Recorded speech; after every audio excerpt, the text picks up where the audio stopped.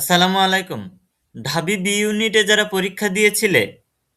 যারা ঢাবি বি ইউনিটে পরীক্ষা দিয়েছিলে কলা, আইন ও সামাজিক বিজ্ঞান অনুষদে, তাদের জন্য আজকের ভিডিওটি।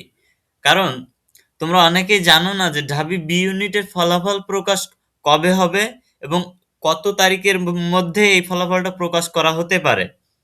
সচরাচর তারা ঢাবি ভর্তি পরীক্ষা হওয়ার, বি ইউনিটের পরীক্ষা হওয়ার 3 থেকে 4 সপ্তাহ পরেই কিন্তু ঢাবি বি ইউনিটের রেজাল্টটা তারা কিন্তু নিয়ে, মানে সবকিছু ঠিকঠাক করার পর তারা দিয়ে দেয়। ঠিক আছে?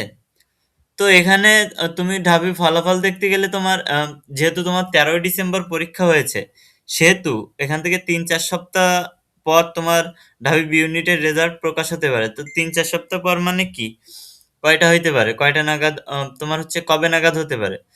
জানুয়ারির প্রথম সপ্তাহ না হলে দ্বিতীয় সপ্তাহে তোমার এই ঢাবি বি ইউনিটের ফল প্রকাশ হবে। হিসাব করলে সেটাই দেখা যায়। তো জানুয়ারির প্রথম সপ্তাহে না হইলেও দ্বিতীয় সপ্তাহে মাস্ট এই যে ঢাবি বি ইউনিটের রেজাল্টটা আশা করি তোমরা পেয়ে যাবে। আর কিভাবে তোমরা এই রেজাল্টটা দেখতে পারবে? দেখো, তোমরা যারা পরীক্ষা দিয়েছিলে তোমরা যারা পরীক্ষা দিয়েছিলে পরীক্ষাতে আবেদন করার সময় এই যে অ্যাডমিশন পরীক্ষা দেওয়ার সময় যে আবেদন করতে হয়, এই আবেদন করার সময় একটা নাম্বার দিতে হয়।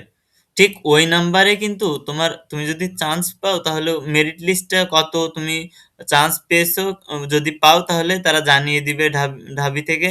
ঢাবি কর্তৃপক্ষ তোমার ওই এসএমএস এর মাধ্যমে, ওই নম্বরে এসএমএস এর মাধ্যমে কিন্তু খুব সুন্দরভাবে তোমার জানিয়ে দিবে।